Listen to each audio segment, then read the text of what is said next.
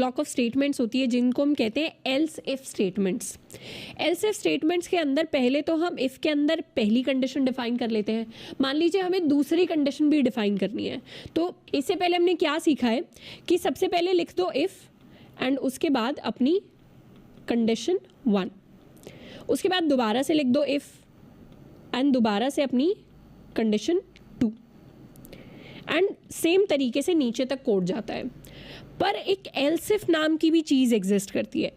If क्या करेगा, पहले इसको चेक करेगा, ये तो एग्जीक्यूट हो गया मान लो, तो अगली बार आएगा तो इसको भी चेक करेगा, चाहे ऊपर वाला सच हो या झूठ हो। इफ़ में हमेशा कंडीशन चेक होती है, लेकिन हम चाहते हैं कि ऊपर की कंडीशन अगर ट्रू हो गई तो फिर हमारे वाली चेक ना हो। ऐसे केसेस के लिए हम एल्स इफ का इस्तेमाल करते हैं। इफ़ बार बार लिख दिया तो हर बार चेक होगा, लेकिन एल्स इफ लिखा तो ऊपर वाला इफ़ अगर ट्रू था तो ये चेक नहीं होगा, ऊपर वाला इफ़ अगर फॉल्स है तभी एल्स इफ वाली कंडीशन चेक होगी। एल्स इफ कंडीशन के अंदर हम पहले एल्स लिखते हैं, फिर स्पेस देके इफ़ लिखते हैं, उसके बाद अपनी कंडीशन को डिफाइन करते हैं एंड फिर अपना ब्लॉक ऑफ कोड लिखते हैं जिसमें हम मल्टीपल लाइन्स को लिख सकते हैं। जैसे अगर मैं एडल्ट वाला एग्जाम्पल लूँ तो उसमें अगर मुझे क्लासिफिकेशन करना हो तो हम किस तरीके से कर सकते हैं, हम एज को ले सकते हैं एज 13 और हम क्या कर सकते हैं, if age is greater than equal to 18, उस केस में हम प्रिंट कर देंगे एडल्ट। एल्स इफ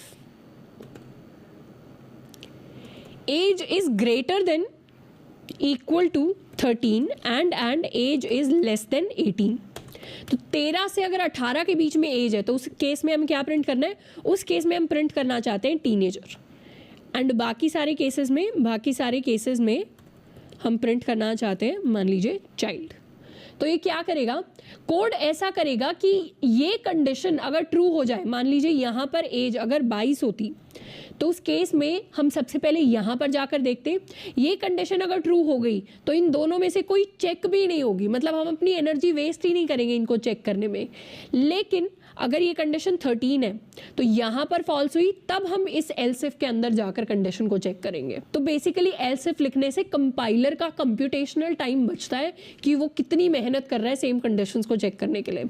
अगर हम यहाँ पर इफ लिखते और हम यहाँ लिखते 22 तो उस केस में क्या होता, ये कंडीशन तो ट्रू होती, उसके बाद ये कंडीशन भी चेक होती। ट्रू होना है फॉल्स होना है वो बाद की बात है, बट चेक जरूर करता कंपाइलर। हमने अब कंपाइलर का जो चेक है उसको सेव कर लिया, एक एक्स्ट्रा चेक को बचा लिया। इस कोड को अगर मैं रन करूं तो मेरे लिए प्रिंट होगा for age 13 my output is